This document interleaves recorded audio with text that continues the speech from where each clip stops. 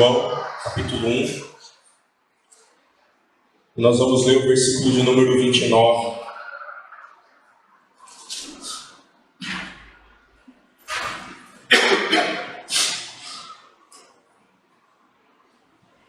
Um texto bem conhecido, talvez para alguns, talvez para outros não. Mas não tem problema. Hoje você vai, bem provável que nos poucos minutos que temos aqui, entender a profundidade daquilo que João Batista falou sobre Jesus Cristo. Versículo 29 diz o seguinte: no dia seguinte, João viu Jesus caminhando em sua direção e disse: vejam, é o Cordeiro de Deus que tira o pecado do mundo. Oremos. Pai de amor, continua a falar ao nosso coração, Deus. O Senhor tem nos instruído através dos cânticos, onde podemos adorar e louvar ao Senhor, como o Senhor também tem falado ao nosso coração sobre Jesus, sobre o quão Ele é importante para a nossa jornada, Pai. Ó Deus, que nessa noite nós possamos considerar, refletir, entender mais o quão Jesus é o nosso bem mais precioso, o quão Jesus é a pessoa mais importante da nossa vida. Ó Deus, fala ao nosso coração. Ó Deus, é com humildade que eu peço que o Senhor me use para a glória do Teu nome nesse momento. Por favor. Oramos no nome de Jesus. Amém. O título da mensagem dessa noite é o seguinte: a cruz, o pior do homem e o melhor de Deus. A cruz, o pior do homem e o melhor de Deus. Quando nós olhamos para a história humana, quando nós olhamos para arqueólogos, pessoas aí envolvidas no ambiente da arquitetura, da história, nós conseguimos observar e ver que a história ela tem marcas significativas, marcas que deixaram legado, história, marcos que todos nós carregamos até hoje. Uma das coisas que identifica ou que traz identidade do passado são os símbolos. Os símbolos são importantes. Ainda mais quando nós olhamos para a história, para todo o movimento que aconteceu, seja do movimento capitalista, quando surge também o movimento marxista, quando todas as frentes ali do movimento da indústria, a globalização, quando as coisas vão crescendo, várias marcas começam a surgir, roupas, indústrias e tudo aquilo que marca, que identifica aquilo que está acontecendo são símbolos. Os símbolos, eles marcam. Talvez eu poderia aqui dar exemplos de várias coisas aleatórias que você vai falar: poxa, eu sei o que ele está falando, esse símbolo significa isso, é daquela marca, aquele sinalzinho de joinha, significa isso, aquele vestinho, de positivo, significa a marca daquele tênis. A gente tem essas marcas, e é interessante que esses símbolos, eles também acometeram, eles chegaram também no âmbito da religiosidade, no âmbito das crenças. Por exemplo, quando a gente olha para o budismo, nós rapidamente, talvez se você já estudou um pouquinho, talvez essa religião, você vai ver que a flor de lótus, ela é um símbolo do budismo. Muitas pessoas identificam a flor de lótus como o símbolo mais importante do budismo. Ela dá a ideia do nascimento, ela representa a morte e ela também representa Buda entronizado. Mas também, quando nós olhamos para o judaísmo sempre foi precavido com respeito aos símbolos. Tanto é que a lei dizia: não adores a nenhum outro Deus. Eles tinham medo dessa questão de atribuir símbolos. Mas é interessante que o judaísmo mais contemporâneo admitiu então um símbolo que o identifica. E esse símbolo é conhecido como a estrela de Davi. Não só a estrela de Davi se tornou uma marca, mas eles dizem que se tornou um escudo do judaísmo, vamos dizer assim, mais contemporâneo. E quando nós observamos isso, então, nós vemos que os símbolos, eles então marcaram a vida, a jornada dessas crenças, das religiões. A gente pode pensar no Islã. O Islã lá do passado, que veio do Oriente, não tinha um símbolo, mas quando ele começa a alcançar a Ásia, ele adere a um símbolo, que é a lua, a meia-lua e a lua cheia. Quando a gente observa aí algum ato, alguma conversa do Islã, a gente vê a lua lá. Por quê? Porque aponta para o Islã, é uma marca. Também a gente poderia pensar, poxa, no marxismo. Quando a gente olha o movimento marxista, ele adere uma bandeira, e nessa bandeira tem o quê? Vocês se lembram? Uma foice, eu vi aí, e tem também um martelo. E é interessante que eles estão o quê? Unidos. Que a ideia era unir a classe trabalhadora e os camponeses. Então os símbolos, eles fazem parte da jornada.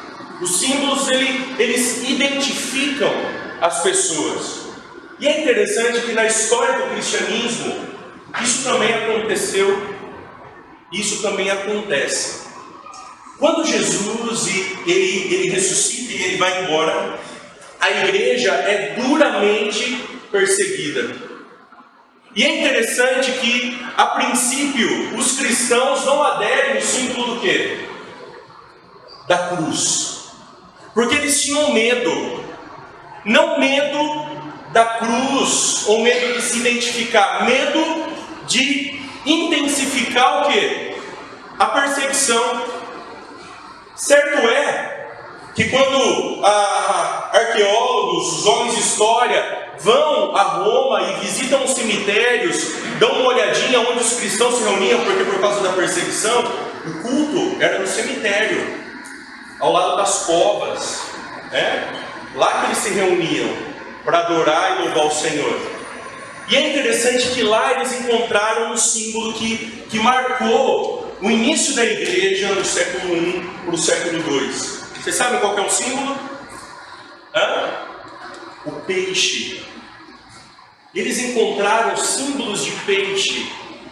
E esse símbolo do peixe, ele é considerado um acrônimo, né? Uma sigla, que soletrando então a palavra peixe, tinha o significado de Jesus, Cristo, Filho de Deus, Salvador. Então o cristão, quando ele olhava o peixe, ele lembrava Jesus Cristo, Filho de Deus, Salvador.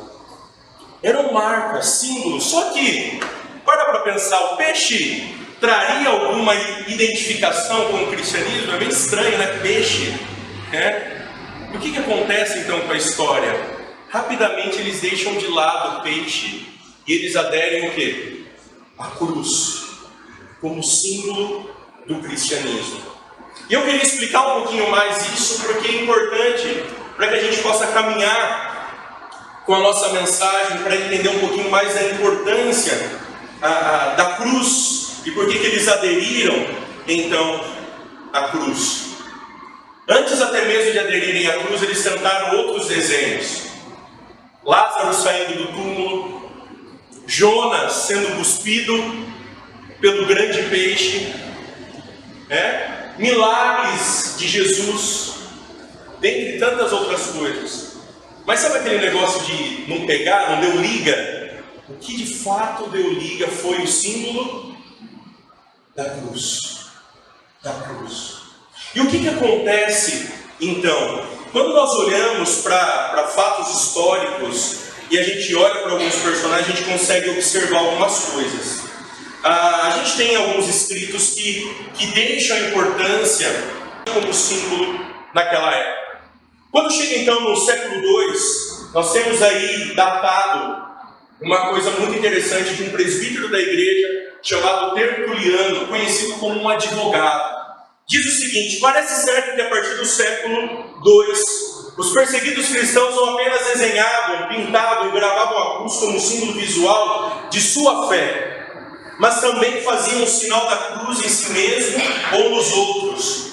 Uma das primeiras testemunhas dessa prática foi Tertuliano, o advogado, o teólogo da África, em cerca de 200 anos depois de Cristo. Agora vocês conseguem entender um pouquinho de onde vem o sinal da cruz, realizado até hoje pelos católicos? Olha só que interessante. Um escrito aqui de Tertuliano diz o seguinte: a cada passo e a cada movimento dados para frente, e a cada entrada e a cada saída, quando nos vestimos, quando nos calçamos, quando tomamos banho, quando nos sentamos à mesa, quando acendemos as lâmpadas, no sofá, na cadeira, nas ações corriqueiras da vida diária, traçamos na testa o sinal da cruz.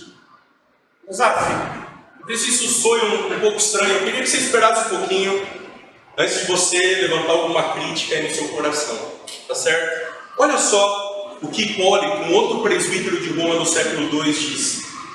Ele deixou registrado que o sinal da cruz também era feito no batismo, na confirmação de fé, na oração particular e também contra a tentação. Meus queridos, é lógico que o sinal da cruz se tornou superstição nos dias de hoje. É óbvio isso. Entretanto, lá no passado, quando eles começaram a fazer uso disso, era com o motivo das maiores ou da melhor intenção. Pelo menos na sua origem, o sinal da cruz teve a finalidade de identificar, até mesmo de santificar cada ato pertencente a Cristo. A cruz, quando nós olhamos para o nosso presente século, ela tem perdido o seu significado. Nós não pensamos na cruz durante a semana. Às vezes nós pensamos em Jesus e nós pensamos nos sinais, nos milagres, na ressurreição, mas a cruz parece que às vezes não encaixa no pensamento. Nas conversas que nós temos quando nós vamos falar ou achamos que estamos falando do Evangelho, a cruz se tornou a palavra de segundo plano. A história da cruz, parece que ela não é mais anunciada, ela não é mais pregada. O símbolo da cruz, ele não é mais bem visto, seja entre cristãos, seja entre aqueles até mesmo que se dizem católicos e fazem uso do símbolo até com maior afinidade, ou seja, para qualquer outra pessoa. A cruz, ela tem perdido o seu real significado e porque de fato ela se tornou símbolo da história da igreja. Foi feita uma entrevista norte-americana, e aqui estamos falando do americano, aquele que se diz o país dos cristãos. Colocaram então o símbolo do McDonald's, e aproximadamente 89 pessoas identificaram: olha, McDonald's. Aí fizeram o símbolo do BK, do Burger King. Rapidamente, 87% das pessoas identificaram. Foram feitos vários testes de vários símbolos. E quando chegou o símbolo da cruz, não passou nem de 50%. As pessoas não sabiam dizer com o que a cruz se identificava. Gente, isso é muito triste. Isso é muito sério. Isso é algo que a gente precisa parar, pensar e avaliar um pouquinho. Mas sabe por que você está dando tanta ênfase nisso? Mas não é eu que estou dando essa ênfase. Se você lê as Escrituras, do começo ao fim, os escritos da Palavra de Deus apontam para um único lugar. E esse único lugar se chama cruz. Se você olhar para aquilo que o Deus Todo-Poderoso faz no Jardim do Éden, ao matar um animal e vestir Adão e Eva com roupas, Ele está dizendo: aquilo que vocês fizeram só será consertado com o sacrifício de alguém. Quando nós olhamos para as profecias, Isaías, Zacarias, tantos outros profetas falavam de um servo sofredor, de um servo que iria parar aonde? Na cruz. Na cruz do Calvário. A cruz, ela é um elemento que precisa nos identificar o cristianismo. A cruz é fator predominante para a minha vida, para a sua jornada espiritual. A centralidade da vida do Senhor Jesus Cristo, tudo aquilo que Jesus fez apontava para a cruz. Por isso nos evangelhos, a princípio no evangelho de Marcos, 3 vezes ele diz: eu estou indo aonde? Para a cruz. Por isso que João Batista, quando olha para o Senhor Jesus, ele poderia dizer: olha, ali vem quem? O Rei. Ali vem o Filho de Deus, ali vem o nosso Salvador, ali vem o Todo-Poderoso, mas ele diz que ali vem quem? O Cordeiro de Deus.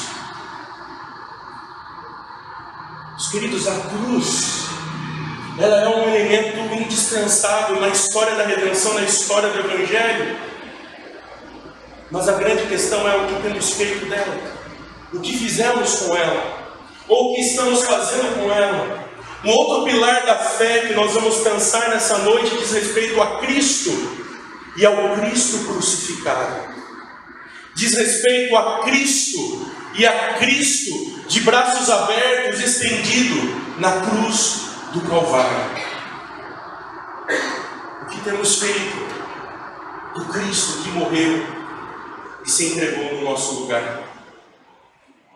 Quando nós olhamos para a história da Reforma, Martinho Lutero, ele vai questionar aquilo que a religião estava ensinando naquele momento e aquilo que era totalmente contrário à proposta da palavra de Deus. Existiam aquilo que eles chamam de 3 escadas, e Martinho Lutero diz: existiam 3 glórias que os homens acreditavam que levavam eles até Deus. 3 escadas que eles estavam tentando construir para alcançar o favor de Deus, a amizade de Deus, o relacionamento com Deus. E a primeira escada que Martinho Lutero tentou confrontar e que ele, através ali das teses, através das suas mensagens, é a escada da especulação. Mas sabe o que significa isso? A escada da especulação diz respeito ao entendimento, ao conhecimento, ao critério da filosofia de que se a universidade não ensinasse sobre Platão e Aristóteles, era impossível entender os desígnios, o conhecimento de Deus. Ou seja, se a universidade não falasse sobre esses homens, se os homens da época não tivessem as lentes de Aristóteles e de Platão, era impossível entender a palavra de Deus. Eles estavam então construindo uma escada de glória através do quê? Da especulação, através do conhecimento. E é interessante que quando nós olhamos para o nosso século, para a sociedade pós-moderna, isso não mudou. Vários e vários movimentos tentando ler as Escrituras conforme ideologias. Nunca se viu no cenário brasileiro uma onda de se ler a palavra de Deus à luz do pensamento marxista, por exemplo. À luz do pensamento à luz da moralidade que os filósofos pregam e que moderniza o Evangelho e faz com que o Evangelho seja aceito e bem-quisto nas comunidades. E é esses movimentos de escada de glória que Martinho Lutero está dizendo, não é assim que funciona. E é esses movimentos de escada de glória que eu e você, infelizmente, lidamos. Somos sufocados dia após dia. Nossos filhos são sufocados dia após dia com ideias assim, com pensamentos assim. Uma outra escada de glória, que era a tentativa então de se construir ali através da religião, daquilo que era ensinado, era a escada das boas obras. Mas ajudar o próximo, isso de fato faz com que eu tenha intimidade com Deus. Isso faz com que eu me livre de qualquer coisa que Deus coloque a sua pesada mão sobre mim. Essa era uma outra escada de glória que Martinho Lutero queria combater. E ainda mais no ambiente da época, por conta da peste bubônica, muita gente estava morrendo. A igreja disseminava a ideia, e muitos acreditavam que o problema era que Deus estava derramando a sua ira divina sobre toda a Europa. E para que fosse revertida a situação, todos precisavam ser o quê? Bons. Você precisava ajudar os órfãos ainda mais, você precisava ajudar os hospitais ainda mais, você precisava visitar os asilos, você precisava ajudar de alguma forma para que as pessoas então pudessem ser ajudadas, para que você tivesse mérito diante de Deus e para que a ira de Deus fosse apaziguada. Olha o pensamento do povo. O pensamento da época na qual Martinho Lutero está inserido. Eles criam que as obras o aproximavam de Deus e iria livrar de todo o mal. E não somente isso, as boas obras que a igreja induzia, fazia também com que tudo aquilo que eles apregoavam se tornasse um legalismo dentro da igreja. Não corte, não use, não beba, não vista isso, não toque naquilo, não pense nisso, não faça isso. Movimentos que a igreja fazia e que tornava então essa prática uma prática legalista, fazia com que as pessoas se tornassem escravas da religião. E ligado, atrelado a isso, eu não quero dizer que Martinho Lutero pregava a libertinagem, e nem estou pregando a libertinagem aqui, mas Martinho Lutero entendia que Cristo salvava através da cruz. E por isso ele queria insistir que cada ato humano, que cada jornada daqueles que se tornavam discípulos de Cristo precisava ser medido com a palavra, precisava passar pelo crivo da palavra, precisava ter o entendimento de que isso glorifica a Deus, isso faz o nome de Deus ser exaltado, assim como 1 Coríntios 10:31, quer comais, quer bebais, façam tudo para a glória de Deus. De Deus. Mas existia também uma terceira escada. E como essa terceira escada também tem a ver com os nossos dias. A terceira escada que a igreja pregoava, que a igreja pregava e anunciava, era a escada mística. O misticismo religioso. Eu preciso sentir o toque, eu preciso ver sinais, eu preciso ver manifestações. Está aí os movimentos carismáticos e neopentecostais para nos apontar que parece que algumas coisas vão mudar. A gente precisa ir no mais alto monte para ser ouvido. Porque lá no nosso quarto, às vezes Deus não ouve.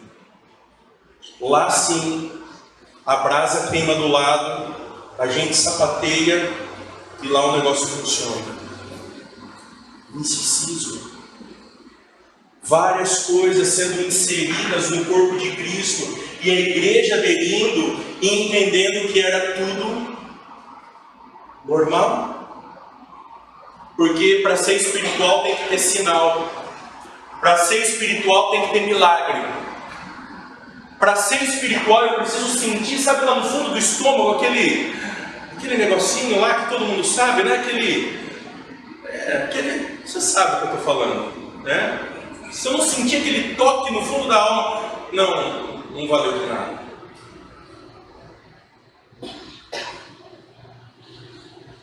Essas 3 escadas são 3 escadas que talvez a gente vê no dia a dia, na nossa jornada, e nós nos identificamos. Mas eu queria propor para nós essa noite algumas verdades sobre a cruz que combatem essas escadas. Martinho Lutero, quando confrontou essas 3 escadas, ele fez um sermão sobre a Torre de Babel. E ele disse que essas 3 escadas apontavam para a Torre de Babel, e no final foi só confusão. As pessoas só viveram em confusão, não entenderam nada, não compreendiam nada e não trouxe nada de benéfico, espiritualmente falando. Queria que você pegasse sua Bíblia novamente. Nós vamos ler um texto que se encontra em Colossenses. Colossenses capítulo 2.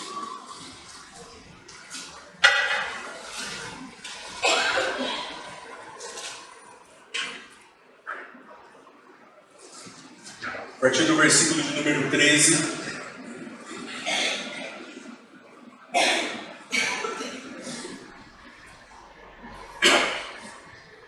Colossenses 2 e 13. Olha só o que a palavra de Deus diz. Vocês estavam mortos por causa de seus pecados e da incircuncisão de sua natureza humana. Então Deus lhe deu vida com Cristo, pois perdoou todos os nossos pecados. Ele cancelou o registro de acusações contra nós, removendo e pregando na cruz. Desse modo, desarmou os governantes e as autoridades espirituais e os envergonhou publicamente ao vencê-los na cruz. Olha o versículo 6. E agora, assim como aceitaram Cristo Jesus como Senhor, continuem a segui-lo. Aprofundem nele as suas raízes e sobre ele edifiquem a sua vida. Então sua fé se fortalecerá na verdade que lhes foi ensinada, e vocês transbordarão de gratidão.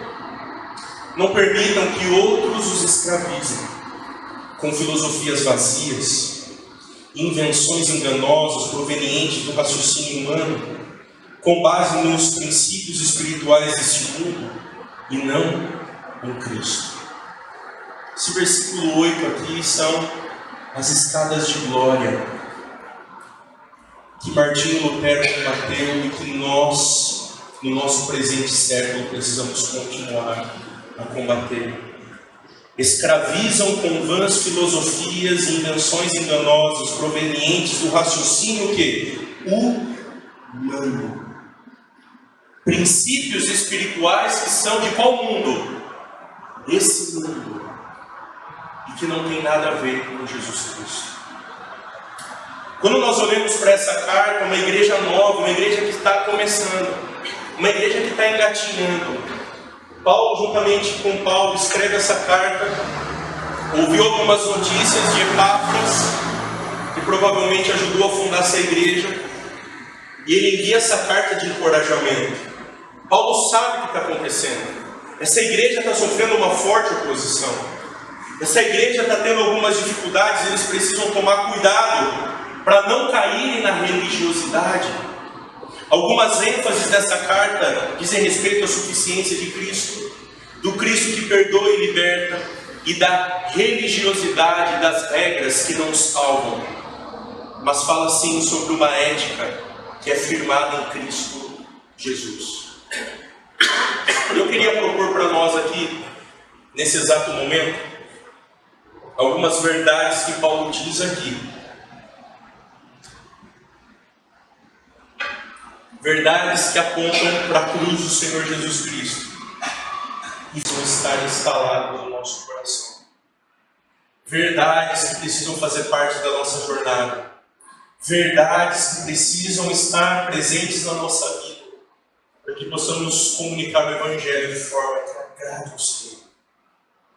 Primeira verdade que nós observamos nesse texto aqui está no início aí do versículo 13 que nós acabamos de ler. Vocês estavam mortos por causa de seus pecados e da incircuncisão de sua natureza humana. A primeira verdade que nós precisamos ter em mente é que os homens, mulheres, eu e você sem Cristo Jesus, ou você hoje ainda sem Cristo Jesus. A primeira verdade que Paulo está anunciando é que corrompidos os homens estão em estado e condição. Corrompidos os homens estão em estado e condição. E Paulo fala sobre o pecado. Os homens estão corrompidos por causa do pecado. E Paulo usa um termo muito forte. A expressão que ele usa no grego é necros, que vem a palavra o quê? Necrotério, que ele está dizendo que nós estamos o quê? Mortos. Não temos atração por Deus, não temos interesse por Deus. Sem Jesus Cristo nós não temos interesse algum por Ele, pela comunhão que foi quebrada. E essa verdade diz respeito à situação nossa, o nosso estado e a nossa condição. A comunhão foi quebrada. Estamos mortos ou estávamos mortos sem Jesus Cristo. E ele faz uso também de uma outra expressão aqui, que é a incircuncisão. E por que ele faz uso dessa expressão? Porque no ambiente judaico, todos os judeus, eles eram o quê? Circuncidados para fazerem parte do povo de Deus.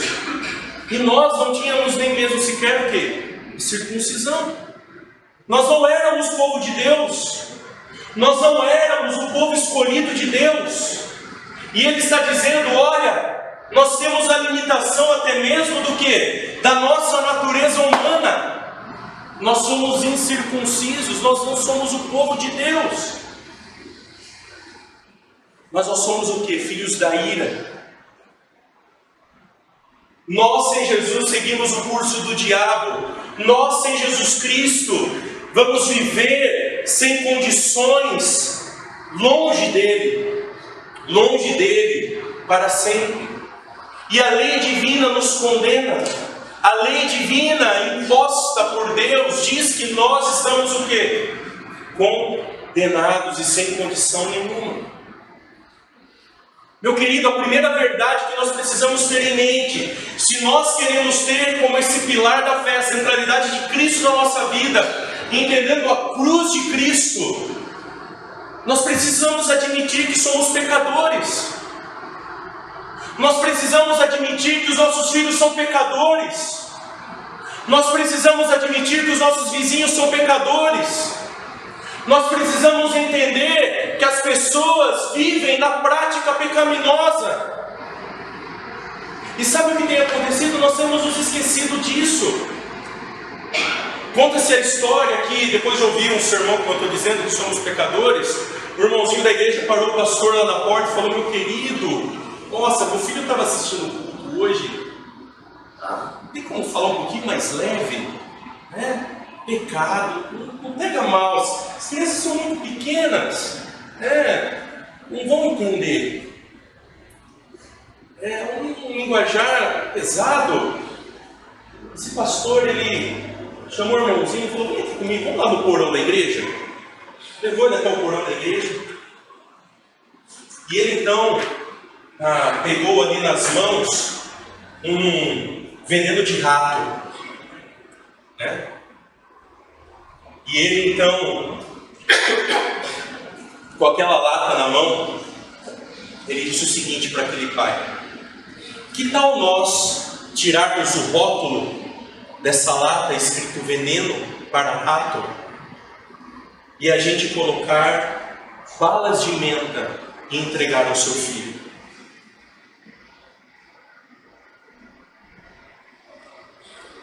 Meus queridos, o pecado é sério. O pecado destrói. O pecado tem destruído famílias. O pecado tem arruinado vidas. O pecado é sério. Por isso, alguém foi colocado na cruz. Por causa do pecado. O pecado precisa ser dito, precisa ser falado e precisa ser contado. É essa a primeira verdade que Paulo relembra a igreja aos Colossenses. E é essa a verdade que nós precisamos ter em mente também. O pecado não é legal. Ele é mau. Maltrata a todos nós. Sabe por que nos esquecemos da cruz? Porque nos esquecemos dessa verdade. Sabe por que às vezes dizemos que a cruz não tem nenhuma importância ou ela não faz parte mais da nossa jornada, da nossa vida? Porque nos esquecemos da verdade, de como nós fomos encontrados e de como as pessoas estão nesse momento sem Jesus Cristo. A segunda verdade que Paulo fala no texto, e é a verdade mais bela aqui, está na continuação desse versículo de número 13. Então, Deus lhes deu vida com Cristo. A segunda verdade que o apóstolo Paulo diz aqui é que quando cremos em Cristo Jesus, nós tivemos dele, ele nos deu o quê? Vida. E uma vida nova. Nós temos agora liberdade, nós temos agora mais nenhuma sutileza do pecado, mais nenhuma escravidão. Quem crê no Evangelho, quem crê na obra da cruz, quem crê no Cristo morto pelos nossos pecados, desfruta de uma nova vida em Cristo Jesus. Nós nos tornamos o quê? Novas criaturas. Nós somos servos do Rei agora, mas não mais o pecado. Não mais da nossa culpa. Não mais da dor que muitas vezes incomoda a nossa alma.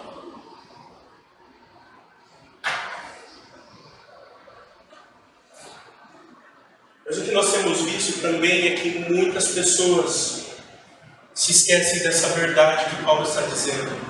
Se esquecem da verdade do estado corrompido e da condição nossa. E se esquecem que Cristo deu uma nova vida. Paulo aqui, ele está dizendo, e talvez a gente possa até mesmo considerar e fazer uma pergunta. A sua história como pecador já terminou? A sua história na prática do pecado e na imoralidade já terminou? A sua história vivendo como você bem entende, você que diz que é cristão, você que diz é um filho de Deus, o seu relacionamento com o pecado já foi interrompido?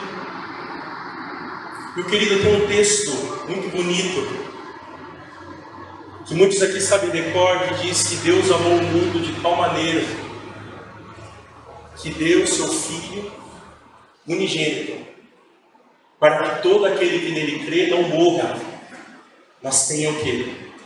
Vida. Essa vida que Paulo está dizendo. Vida em Cristo Jesus. E para termos vida, alguém passou por onde? Pela cruz. Não há vida sem cruz. Não há transformação sem cruz do Calvário. Porque Jesus Cristo Ele carregou a nossa morte. Ele levou o peso do nosso pecado.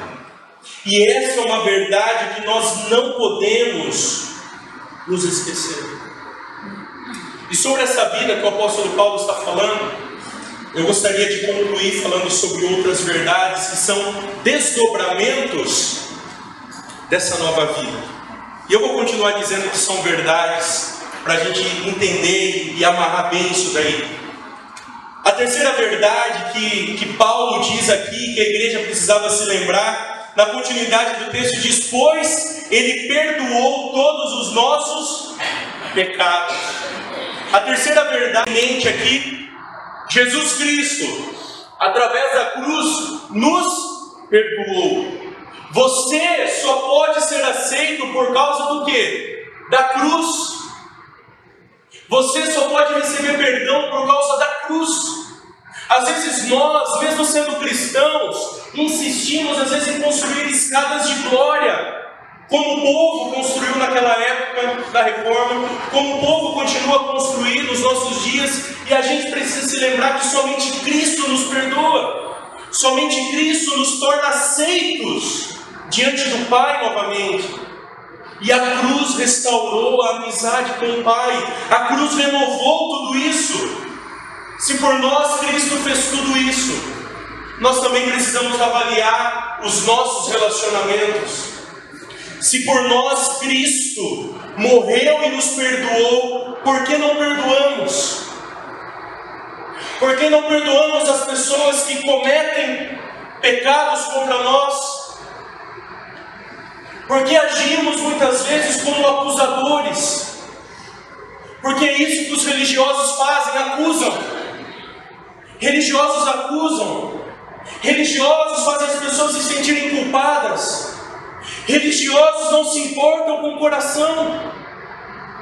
Religiosos enchem as pessoas de medo, de angústia, de culpa, de solidão. Mas Cristo, através do apóstolo Paulo, quando escreve para essa igreja, está nos relembrando: quem nos torna aceitos diante do Pai é a obra da cruz. Cristo nos perdoou.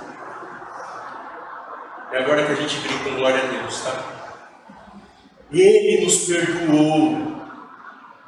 Ele mudou a nossa sorte por causa da cruz. E essa é uma verdade que nós não podemos perder de vista.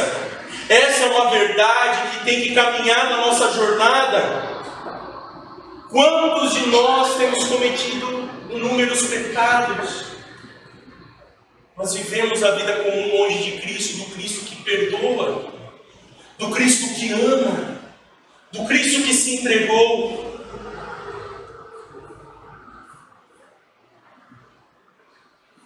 Do Cristo que se dispôs a ir até a cruz para morrer no seu lugar e no meu lugar.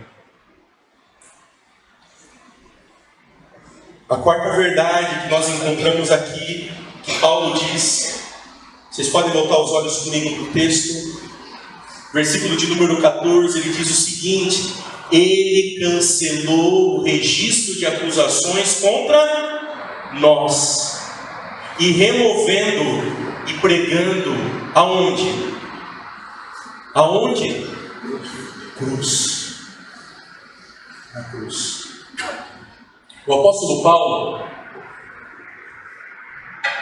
está fazendo aqui menção e memória de um velho costume que as pessoas tinham na época. Quando alguém pagava uma dívida ao seu credor, ele escrevia uma carta e pregava isso de forma pública na cidade, para que todas as pessoas soubessem que ele quitou a dívida, que não tem mais nenhuma o quê?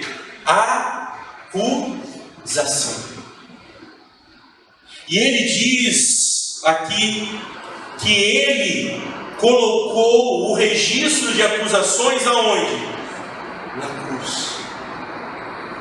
Ele removeu e pregou isso na cruz. E quais eram as acusações contra nós? Todas.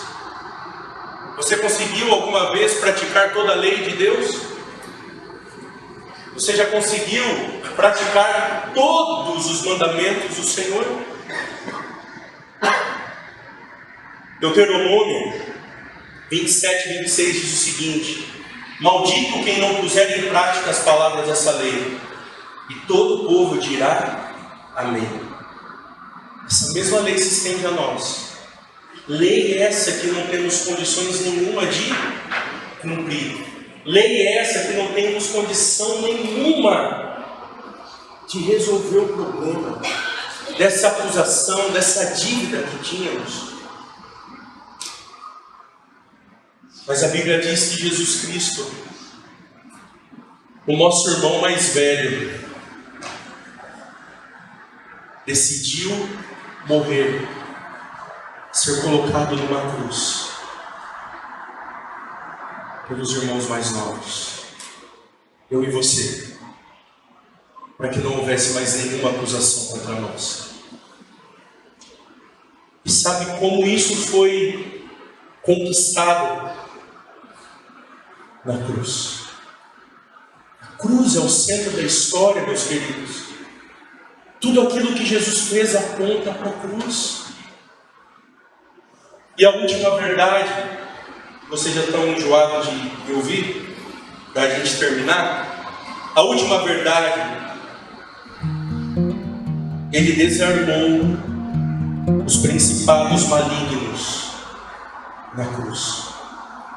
O texto diz o seguinte, versículo 15: desse modo ele desarmou os governantes e as autoridades espirituais, e ele os envergonhou de forma o quê? Pública, vencendo eles aonde? Na cruz. Eu já ouvi pregação, eu já ouvi música que diz o seguinte: olha, sabe quando Jesus estava crucificado? O diabo estava achando, que ele estava vitorioso, que ele já tinha conquistado a vitória.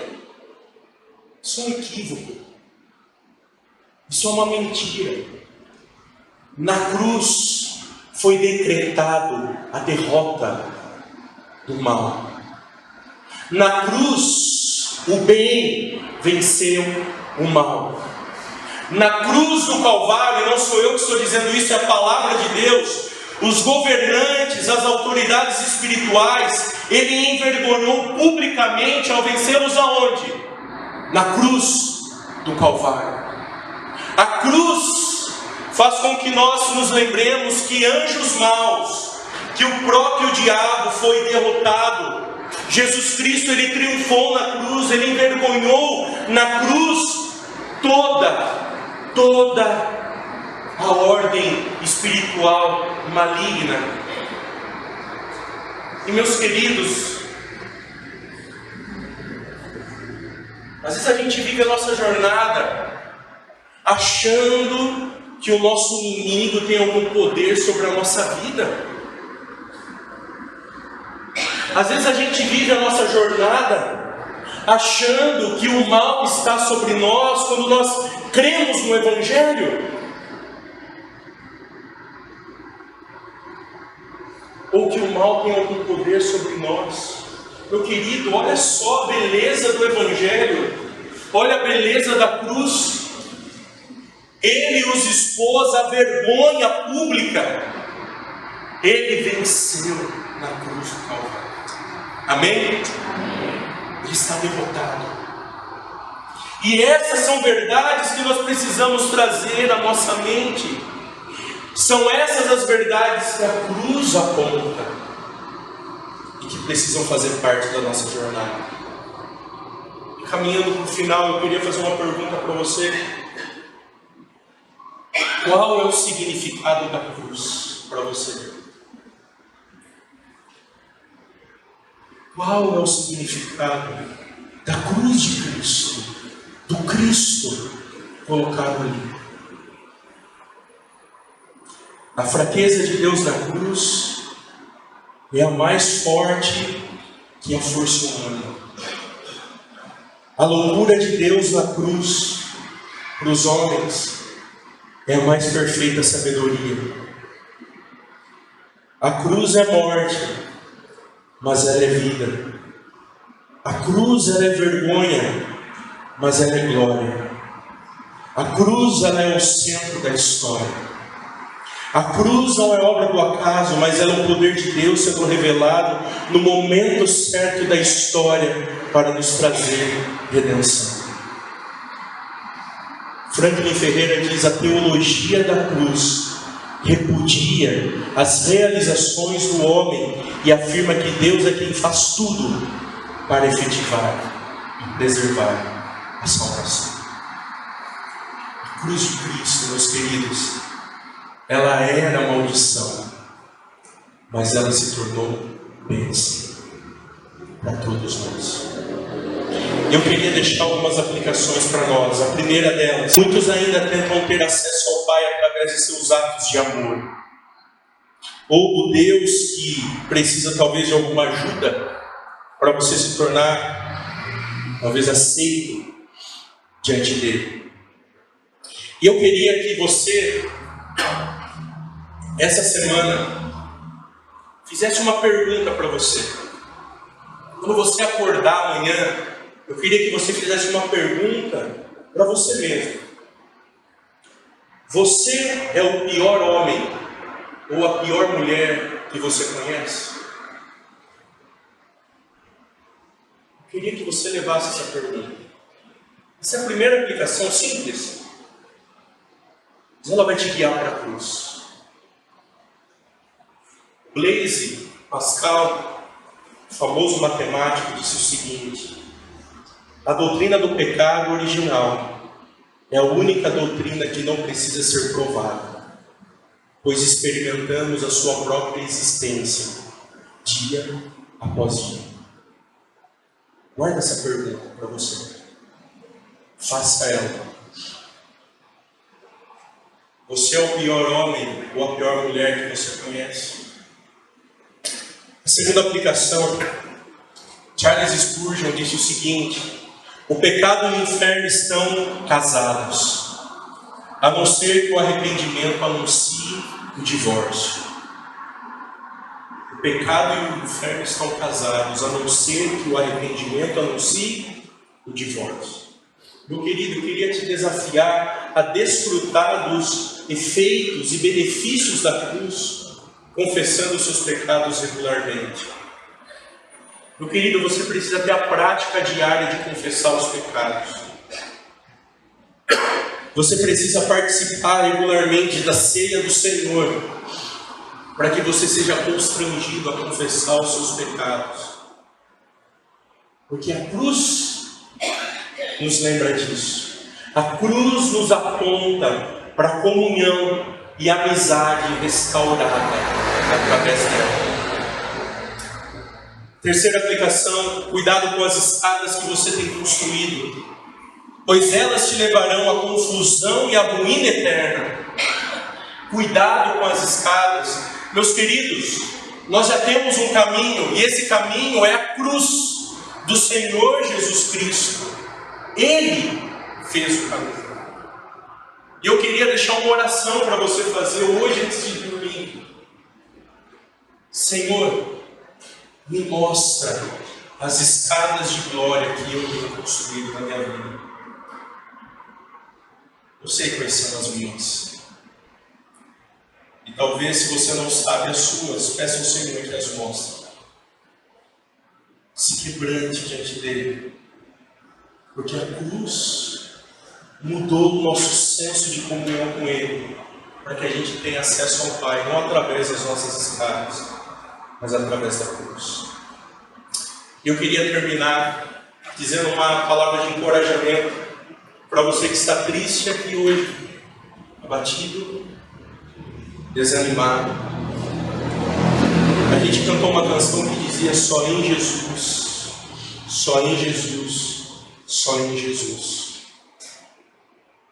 Eu queria dizer que Paulo disse em 1 Coríntios capítulo 1 que a cruz é o poder de Deus. A cruz é o poder de Deus. A cruz é a mensagem de esperança. Qual é o seu problema? Quais têm sido as suas dificuldades? Quais têm sido as suas lutas na jornada sem a cruz de Cristo? E eu queria te desafiar, assim como tem um hino no nosso cenário que diz o seguinte: deixa aos cuidados, aos pés da cruz. Com quem? Com Jesus. Coloque os seus problemas, Coloque as suas situações aos pés da cruz. Talvez você não saiba o que fazer, não sabe como resolver, não sabe que situação tomar. Eu queria te convidar, passe pela cruz. Passe pela cruz. E você encontrará respostas. Passe pela cruz. E você encontrará vitória. Amém? Que Deus os abençoe.